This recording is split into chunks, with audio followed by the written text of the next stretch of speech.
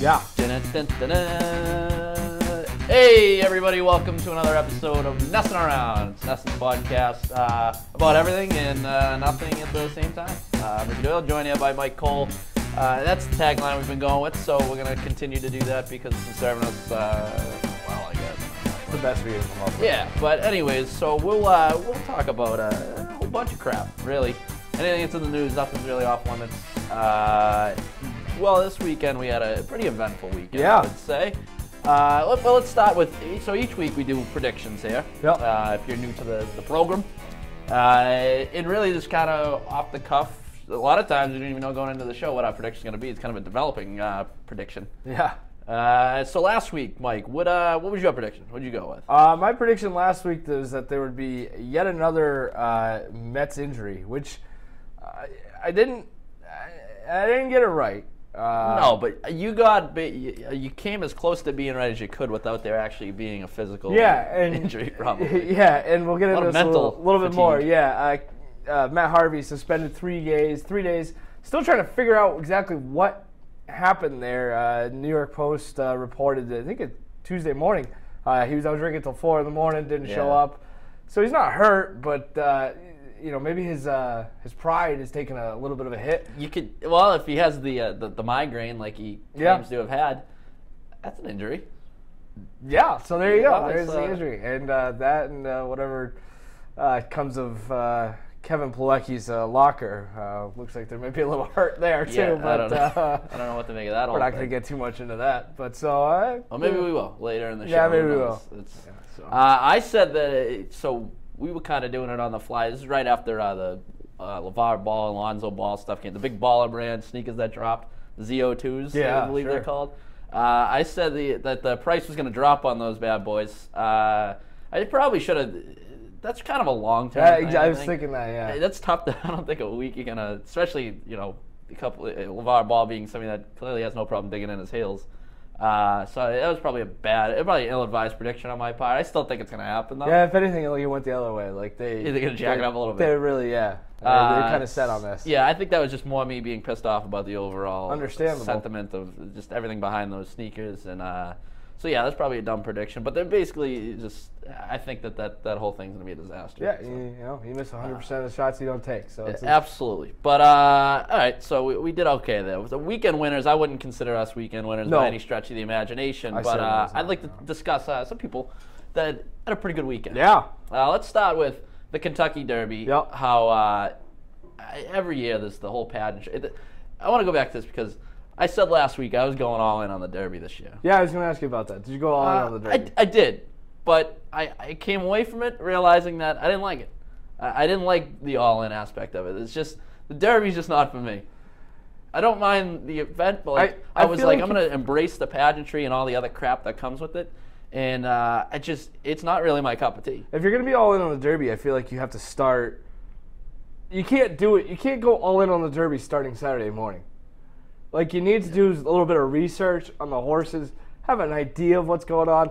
Get your hands dirty with a little bit of gambling, whether offshore or among friends. Right. Really kind of set up a day of pageantry. Judging by, stalking you on Snapchat, it seemed that you went to a bar. I did, yeah. Not necessarily a party. I think the play is to host a party where you have your friends. And this is my thing here. I think that snacks, drinks, things like that. It was actually very weird the place I was at because you had like the Kentucky Derby crowd, and then like it slowly that crowd filtered out, and then it was like a regular bar crowd at night.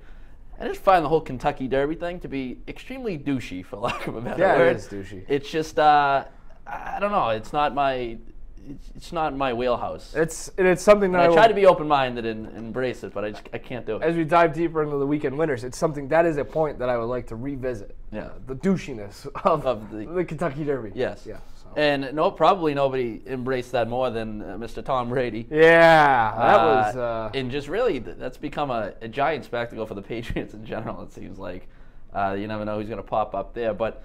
Very odd crew that was there. I mean, it's just, you never know who's going to pop up at that thing. Brady seemed to have a great time just bouncing around with random people. So I guess he's a weekend winner. He had a great time. He loves, it seems. I mean, you look at his connections to Trump, his, the crowd that he runs with. I mean, going to the Met Gala with his wife is one of the biggest stars in the universe. He really enjoys hanging out with other celebrities, it seems. Yeah.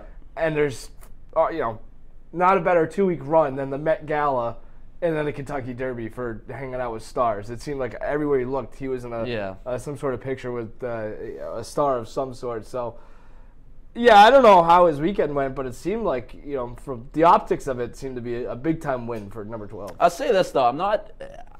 Even though I'm not going to, I want to say I'm not going to embrace the Kentucky Derby as much going forward because I gave it my chance to cheer, but I still would like to go. It's still on my bucket list, and even though as an outsider, I'm looking at, as you mentioned, like the crowd that's there at the same people that go to the Met Gala, like that's probably not my thing. So I'm probably going to get there and have a miserable time, but I at least want to give it a whirl, give it a chance. And here's the thing. I feel like the Derby isn't necessarily big hats and rich douchebags. And this is the thing. We got to kind of look into this for next year. Maybe a little NESN around field trip, some sort of long-form expose, maybe a package. You and I go and just find the nasty underbelly of the Kentucky Derby. Yes. I mean, I know people who have gone to this thing who are, skeptical characters. And it's not necessarily, which one is it? Is it Belmont or Preakness? One of the two where there's like the porta potty races or whatever. Yeah. It's not necessarily like that, but there's got to be like some real hokey, campy celebrations down there of people more or less like us. Yeah. So that's something that are kind of there to just see what it's like to it's like the weird contrast of people. You have the Tom Brady of the world making $1 gazillion, and then us, And you got Joe Schmo drinking a buttload of Busch Lights. Yeah, us trying to get NESN to fund us to go down there just so we can dink around for a little bit. Right. Yeah. Black out. So. But yeah, no. So I want to do that. Maybe next year. Maybe that's the year. Yeah. And then at which point I'll make a more rash decision on how I feel about the Derby in general. I also thought the race sucked. Yeah. I mean, it's 2 minutes, and I don't really know how to differentiate between a good horse race and a bad race. But it wasn't exciting by any means. I mean, the most exciting thing was probably the horse that pulled a hamstring coming out of the gate. And we that can only take you so far. We went out to dinner. We were sitting in the bar waiting for our seats, and they had just gotten to the starting line, and I didn't have any financial obligation on the race, and they called us just as the race was about to start, and I had no qualms about leaving. I was like, it was whatever. I was also stunned at how quick. It worked out pretty well because it seemed like an awful race. Yeah, well, I was also stunned how quick they start the race once you actually get into the. Because they have the whole thing, we trot the horses out and put them into the gate or whatever. Yeah. And then once that final horse gets into the gate, I feel like they were off and running. Definitely. No, that's the way it is. Once they're all in there, they close the doors and they open up the other ones. Expecting a little more of a build-up. Yeah. Maybe we get Michael Buffer on the. This is what I'm talking about. You got to do the research. You got to really get into it. So. Let's see. Somebody else who had a pretty good weekend. Now we're talking. Let's see. This is a huge contrast in styles here. Yeah. John Daly winning a golf tournament for the first time since 2004. And I just saying, I feel like a lot of crap happened in 2004. A lot of crap did happen in 2004. I feel like every now and then something pops up where it's like, it was the first time such and such since 2004. Maybe that's just because 2004 has such a significance in this part of the country for us. You know, like we equate 04 with the Red Sox winning the World Series, obviously. But I just feel like 04 is always popping up. But anyways, John Daly won the Insperity Invitational in Texas. Yeah, it's what is it? The Champions Tour, or whatever the senior PGA is called now. Yeah. So first victory for him in 13 years, and celebrated in style. Yeah. That's more my speed, I think. Well, and that's the thing. We got to, there's not a whole lot. We're not going to break down Daly's win. But the question that we really came up with is, it's like, it is what it is. He won the golf tournament. Big deal. Like, he beat Bernhard Langer or whoever. I think he would even have that. He would tell you that. Yeah, let's just get down to I hit the ball. If I can find it, I hit it again. So we came up with, who do you want to party with? Who would you rather party with? John Daly after celebrating any win, but I guess especially his first win in 13 years, or Tom Brady, the Kentucky Derby? I guess it really comes down to style. Would you rather be one of the bigwigs, a hobnobber down there at the Derby, or would you rather smoke a bunch of cigarettes and drink whiskey and Diet Cokes with John Daly? Why don't you kick us off? Well, this also it comes down to like who are you gonna get more out of in terms of like stories and stuff too? Because one, I feel like Tom Brady is like held in such high regard around here that like I don't really want to know too much about him. I like the fact that he kind of has his life off the last to the side. couple of years, it seems like the more you learn about him, the less you're gonna like him. And yeah, see, I don't want to ruin that for me. Growing up as somebody who's a Patriots fan, like I just kind of just want him to be the GOAT. Yep. You know what I mean? I don't want to learn all this bad crap about him. And you can hang out with him, and you could suck. Like you could be like, this guy sucks. I wrote this in my notes. I feel like he's gotten to the point with like the weird stuff that he's done the last few years. Yeah. You're coming away, even in the Derby, where he's probably paying for everything, with a lesser opinion of him than you started. Yeah. And not only that, which is crushing for a childhood hero. So you're either gonna come away with some information that like just makes you think a lot less of him, or you're just gonna have a really boring time. Yeah. Like if he's as boring as I've been led to believe, he's basically just a family man. He doesn't really go out and all that, which is fine. But why the hell do I want to waste my day hanging out with you then? Yep. Daly. I feel like John Daly, you're coming away from some stories. Yeah. He's going to tell you some crap, and he's going to be brutally honest with you. See, I'm all in on that. Yeah. No, I think we're in lockstep here. I'm taking Daly. I'm not sure where you're going to go, though. Not even a question. We're going to Hooters. Go right to Hooters? Because I've got I should have probably wrote down where I got this, but just a bunch of a few quotes here, if you'll indulge me, of John Daly. It's just some things he said over the years. I don't know if I got these on the internet. Who knows if they're real or not? Whatever. But we'll start. Everyone has addictions, and my problem is that I have 5,000 of them. If it's not drinking, it's gambling. If it's not gambling, it's eating anything from burgers, donuts, to M&Ms. The only addiction I don't suffer from is chasing women. Awesome. He's a family man who likes to get drunk and eat a lot. Beautiful. Something endearing about that. Don't think I've ever stepped into a gym. They won't let me smoke there. I just think God Miller Lite isn't as fattening as most beers. If I cut back on beer, though, I'd look anorexic. Good self-deprecating, self-awareness. Love Miller Lights. I also like those. So now we're rocking. He's never been able to have just 3 or 4 beers. 1's too many, and 10 ain't enough. Basically, that's the way I've been since high school. Same. We're speaking the same language exactly. Here. And again, like I said, somebody once asked him what he'd want at the Masters dinner. If we win the Masters, you get to host the dinner next year. He goes, "This is going to be Greece. I tell you that. I love Hooters." He's always hanging out at the Augusta Hooters. That's where you're going. You're going to the local Hooters. See, he's much more relatable, but at the same time, he's experienced some highs. And let's face it, I'm never gonna face. And here's the thing: he's been so humbled by life. Like, so he's come at you from all angles. You're right. Tom Brady, sure. Okay, he was the 199th pick in the draft. Wow, he's really had to overcome a lot of stuff. You were drafted in 2 sports. Right, you grew up in suburban California presumably with a decent amount of money. Like, there's no story out there about how Tom Brady was poor growing up or anything like that. He's had everything his entire life. Sure, he's worked his ass off to get where he's at, but he's never been down in the dumps like John Daly's been down in the dumps. And I think that sort of humility gives you a greater appreciation for a good time. So it's not even close. I'm taking Daly. I'm with you. I mean, we're probably going against conventional wisdom by picking some run-of-the-mill guy who hasn't won a golf tournament in 13 years over arguably the greatest football player of all time. But, whatever. I mean, because Tom Brady's not going to come away from that being like, hey, I'm glad I hung out with those 2 fools. Yeah. John Daly might have someone of appreciation. They could get us. Yeah, I think that's true. Yeah. That'd be cool. All right. Who else had a good time this weekend? Well, the Cavaliers and the Warriors. Yeah. I want to touch on some basketball here. These teams are just the weekend winners. They're just beating up on everyone, really. And I think that's pretty much what everybody expected coming into the season, really. Yeah. The collision course, neither team is strayed from it. There was, some hiccups during the regular season, but when you're just beating everybody at the way that they are, I just feel like you get bored. Yep. And it certainly seems like the case right now. So both teams in their respective conference finals. Meanwhile, we got some other good series going on now. The Celtics and the Wizards, as of this recording, I'm not sure when this goes up. It's Tuesday today, so this should be up by then. But they're tied up at 2. Also, the Rockets and Spurs tied up at 2. So, I mean, first of all, what do you just make of what the Cavaliers and Warriors have been doing to this point?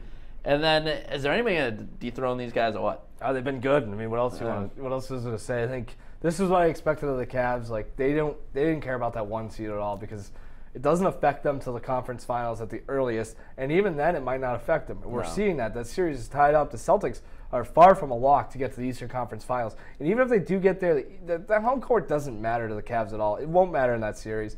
And as far as the Warriors go, they've gotten healthy again. Again, they're the team that everybody expects to win. I think I saw somewhere that those two teams are like minus 280 to meet in the finals. Yeah, you mentioned that. Yeah, so you'd have to bet $280 just to win 100. Yeah, I don't think on that. And they still have to win 4 more games apiece. Each of them have to do it. That's just insane. The odds are that good for those two teams to meet up.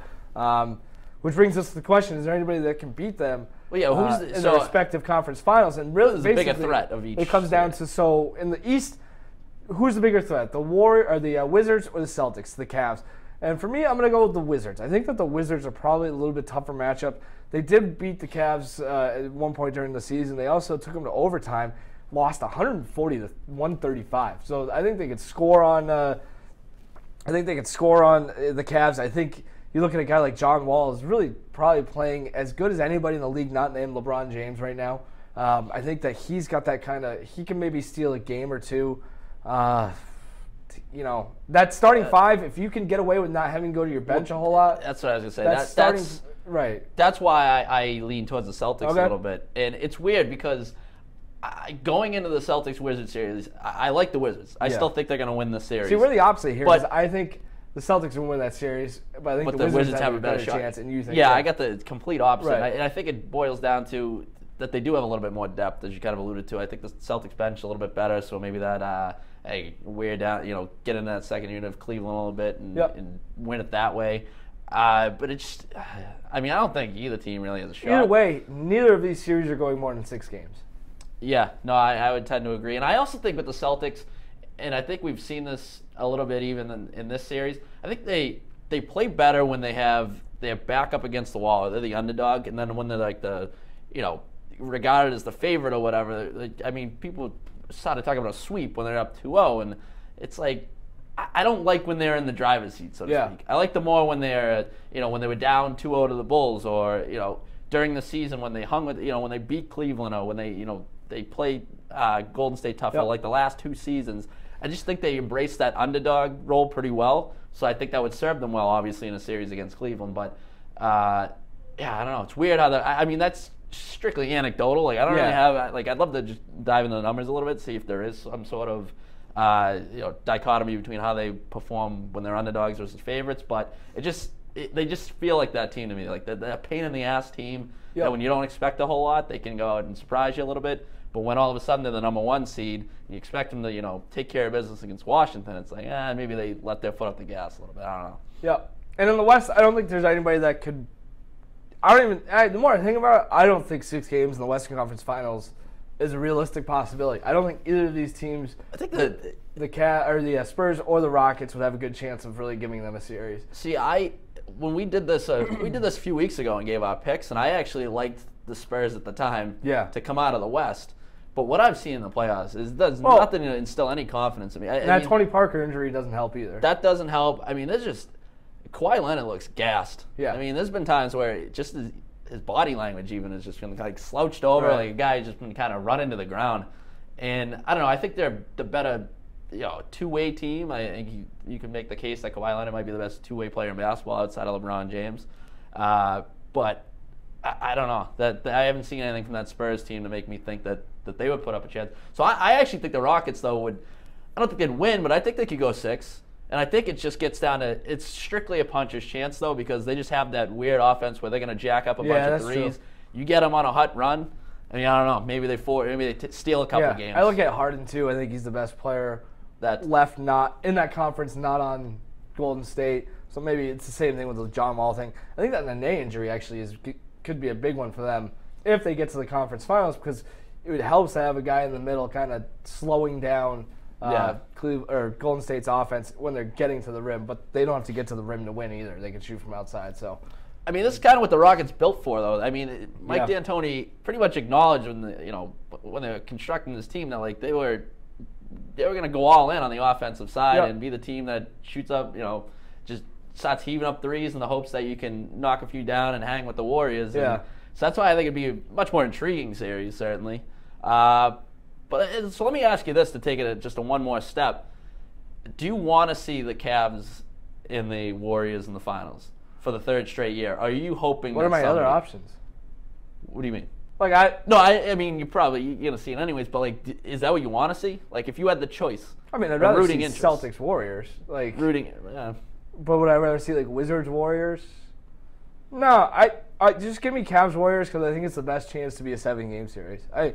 It's the best option that we have in terms of trying to have a competitive series in the finals. I think there's a lot there to sink your teeth into. There is. It's just, it's kind of boring at this point. Like, I get, like, it's boring but captivating at the same time, if that makes any sense at all. Yeah. Like, it's old. I also think that... I think the Durant thing at least gives it something new this year, so. And the fact that, it's kind of a so rubber unhealthy. match. Yeah, that's true. Type of deal, so you just you grin and bear it this year and then get back to the drawing board and hope for something better next year. Not good for sports. Not good for the sport. Yeah. It's just, what's the point? What are we doing here? So, I don't know. All right.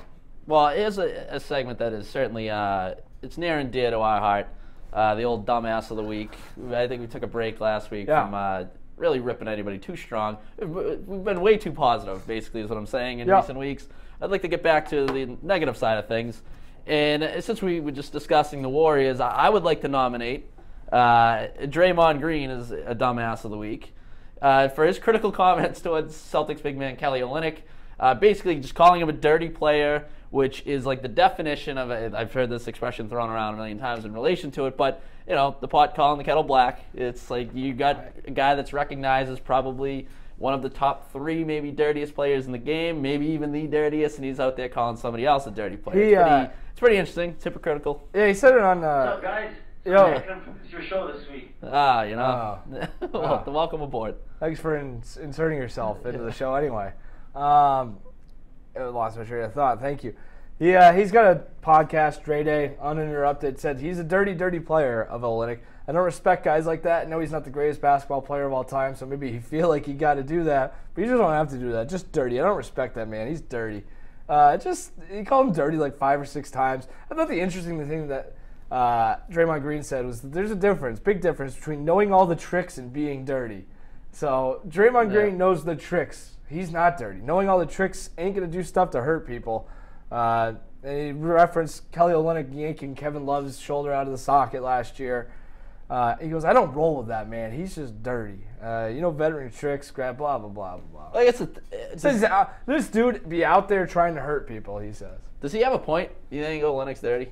I looked it up on YouTube, and I typed in Kelly Olynyk dirty. One video came up. Wait, it's a good place to start. And it was like, there's a couple things. I mean, the Love injury was there. Somebody said that there was a video of him going up for a layup. I think it was in this series. Yeah, it was in this series. And, he kind of moved to the side in order to, low bridge John Wall, who was going up for the block. Yeah. Which is very, suspect to say that he was doing it on purpose. I think he's just a clumsy guy, which is maybe an excuse. Maybe he just hides in his clumsiness. He hides his dirty play in his clumsiness. I just don't. I watch Kelly Olynyk a lot. I don't see a dirty player there. Well, that was the thing is, I'm with you. We see him a lot, but I'm not necessarily watching Kelly Olynyk on every possession. That's true. He's one of the guys that, unless he's, as you said, falling all over himself, which he tends to do from time to time. Right. I'm not paying too much attention to what he's got going on. So I don't know. I don't know if he's down there knowing, as Draymond Green put it, kind of the tricks of the trade or whatever. But if somebody else is pointing it out that, is in there battling in the paint with them, and I know it's just one guy, but if that starts to become sort of a reputation, it's like, I guess I'd rely more on what other players are saying as opposed to my personal viewing of Kelly Olynyk, which is pretty minimal. That's I'm true. breaking down his film. That's true. If there's smoke, there's probably fire. Yeah. And, we don't know as well as those guys do. That was my initial reaction was Kelly Olynyk dirty. What the hell are you talking about? I agree. I thought it was just him being because I didn't think the Oubre thing was dirty. I wonder if you're more likely to get labeled as dirty if you just get under people's skin. And, he just seems like a kind of guy. You look at him, he's a goofy-looking guy. He's got the hair and everything. There's something about his face that probably annoys people and puts them, on a predisposition to think that he's dirty. But, I don't think it matters. That's my point. Like, it doesn't matter if he's dirty. Like, Draymond Green, just shut up. Like, this is not your place to, like, weigh in. Like, you forfeited that right when you kicked Steven Adams in the balls 3 times or whatever it was. I talk about YouTube and things like YouTube. I didn't even have to YouTube or search Draymond Green dirty. I searched Draymond Green kicking the balls and got 50,000 results. I mean, there was a time he kicked Steven Adams in the balls the first time. Then there was a second time. There was a time he set a pick on Dante Exum that was worse. It was go look this up. This was a worse pick than the one than the one Olynyk set on Kelly Oubre. It left Exum vomited it. Like it was unbelievable. There's also a time. There's a little bit of Celtics Warriors things here. I don't know if you remember this. He laid out Evan Turner when Evan Turner was kind of already on the ground. He's like kind of sliding across the key. He like kind of lowered a shoulder into him, kicked him on his way up, and then low bridge Marcus Smart all in the span of 2 seconds. It's nothing dirty in a kick. He karate chopped a guy on Christmas night. Yeah. Like, this guy is dirty. You forfeit the right to go out there and call other players dirty. I guess you would know. It takes one to know one or whatever. Yeah. And he tries to defend it, saying like, there's a difference between kicking somebody and catching somebody with a groin in the nuts. If you've been kicked in the nuts, there's no difference. Like, it drives me up. God. He has more kicks to other man's penises than Kelly Olynyk has technical fouls for his career. Like, that's ridiculous. Yeah, I mean, what I don't understand is just the fact that, like, it's one thing if you call another player dirty, but then the fact that he tries to downplay his own transgressions, I guess, is like... Is that some kind of guilt? Like, yeah, it's just... I don't know how you could possibly, if you're him, look at what Kelly Olynyk has done throughout the course of his career and think to yourself, all right, that's worse than the things that I've done. I don't... And this is one thing that annoys me about Draymond Green, too, is he's just... There's a respectable element of, like, telling it like it is, but sometimes when you tell it like it is all the time, you just open your mouth and you should. And that's another thing. That's what it feels like that to me. Like he's trying to piss people off, for lack of a better way to put it. Yeah, I mean, he's a hero. Like, he probably knows subconsciously that this isn't my place to weigh on this conversation, because he probably, acknowledged that this is the reaction he's going to have. He probably knew that going in. Right. Like, I'm going to say this, and people are going to get pissed off me. But I really don't care, because I'm Draymond Green. Right, which is kind of respectable. I'll give him that. So, he's still getting the dumbass of the week. Yeah. One of them, at least. I don't know. We could hand out another one. I know you touched on a guy that the other one I think we got to give one to handing out to really the entire Mets organization. I think, I was going to say Stephen Wright. Jeez. Matt Harvey is clearly the runaway winner here. Like, I love there's I want to look this up. I think it was Newsday had a story on it. I want to make sure I give him the right credit, because I think it was Marc Herrig. He does, is he at Newsday? Yes. Yeah. Let me look up this quote real quick. Well, essentially, the thing with Harvey is just he didn't show up to work. Right, he didn't show up to work. He didn't show up to work, and there's some sketchy details as to his reasoning for not showing up. And here's the thing, too. Like, when it starts to offend your teammates, your coworkers, that's when you know it's an issue. And that guy pulled up the story it was Newsday. Marc Herrig got a teammate of Harvey, not on record, but the guy would say he was willing to call himself a teammate. Said Harvey wants to be Derek Jeter. To do that, you've got to show up. And it's like, this guy's been late on multiple occasions. I mean, remember he was late to a workout during the playoffs? Like, yeah. When it's the playoffs, he said he blamed it on traffic. It's like, just be on everybody else's level. Like, that's the thing. If you want to be this guy, this big, tough, hardo, you want to be the Dark Knight, the Black Knight, whatever the hell it is, like, show up to work. Like, that should be a pretty standard element. And, even if we were talking about it earlier, even if you're out drinking till 4 in the morning. Well, because that's the thing. That's like, the report. Show up and do nothing. And, it was Cinco de Mayo. He probably was out till 4 in the morning. Who the hell knows? Right. But, yeah, the next day, I was saying, that's the one. I'd want to go to the park. You get the IVs, get some, maybe get a massage, just kind of hang out. He wasn't pitching. A major league clubhouse seems like one of the greatest havens for somebody who's hungover. Because, I guess if you wanted to defend him, you could say, oh, he wasn't pitching that day, so, what's the big deal? But that's the point. Yeah. You're not pitching, so why can't you just at least roll out of bed and get there? It was a 7 o'clock game, if I'm not mistaken. This isn't all day. You could have slept. You could have slept in. You could have slept in until 3 o'clock if you wanted to. Right. Depending on how late you're show up and get an ice bath. Like, just show your face. That's all you have to do. And the fact that he didn't do that, he claims to have gone golfing and then came back with a migraine, which is allergy season. And I don't know. It's just a lot of weird details about it. But now I guess, so what does he do now? I mean, I would suggest that he just hold himself accountable and, apologize to his teammates or whatever. Yeah. But there's also the element of, if he's still going to try and play off this whole I had the migraine thing, does the players union file a grievance? And if they do, at that point, if you're him, you got to dig your heels in, right? Because it's essentially, you can't acknowledge that all of a sudden, I was out drinking, while also simultaneously filing the grievance. You know what I mean? So, you could say he was out drinking and still woke up with a migraine. I mean, it's just one of these things where, and then you go that route, and your teammates are really going to hate you. Yeah. It doesn't strike me as a likable guy to begin with. No, I don't think he is a very likable guy at all. And the fact is that he just hasn't pitched well, hasn't been healthy for the last 2 years. I understand that part of that is because he really, nutted up and pitched really well for them in 2015 into that World Series. It was kind of he was a horse for them, and it really never recovered, and still feeling the after effects of that. But I mean, Pedro Martinez got away with this kind of stuff because he was good. Like this he has sucked. Right. So it's not. This is not stuff that other players haven't done in the past. Right. But you can't suck and do this. It's just that's a double standard, but that is the way it is. Like, it's a different world in Major League Baseball and professional sports. You can get away with this if you don't suck. It's one thing, and then immediately, obviously, the conversation shifts to do you make a move? Do you trade him away? And then I'd argue that his value is not going to be very high. Ride this out. Yeah. So it's who's going to pitch for the Mets? They don't have anybody who's healthy right now. True too. Yeah. So they got a world of issues, and that's not even taking into account the Mets social media team. If you want to tough get into week that. for the Mets social media team. Speaking of the Mets organization with Dumbass of the Week, they had I'd say an ill-advised tweet, one that included something of the sex toy variety within a certain locker, and they didn't handle it very well either. No. It was just, it's one of those deals where, I don't know. I don't know what to make of it. Kind of just have to laugh it off. Yeah. I think that's the best. It's like maybe apologize for the lack of. I like trying to play it off, though. It's funny. It's just, it out. Boys will be boys. Yeah, it was whatever. Make it some sort of joke about it. I don't know. Be relatively lighthearted. Like the more serious you take yourself over things like these, the worse you are. The worse it looks. I tell you what, though, as somebody who has done a decent amount of social media stuff in my life, it's like that. My career, that kind of stuff. I feel bad for whoever tweeted that out. Because.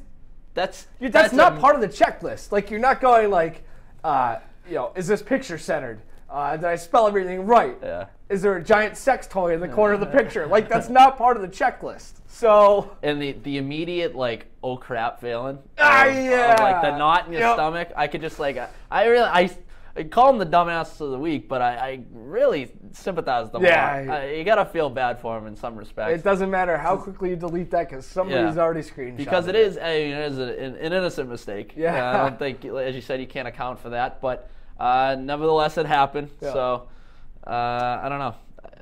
They got a lot going on over there. Tough week in Queens. Not a good week for the Mets. All right. Let's see. What do you Not a good few years for the Mets.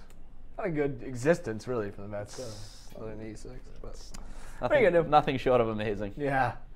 All right. A little show and tell this week? Yeah, let's do some show and tell. Show and tell. You want to kick it off? Yeah, I got a real simple one. I got my telephone. This is a telephone. Oh, is that what that is? Telephone. I thought you were waiting on some sources. No, yeah, right. I wish.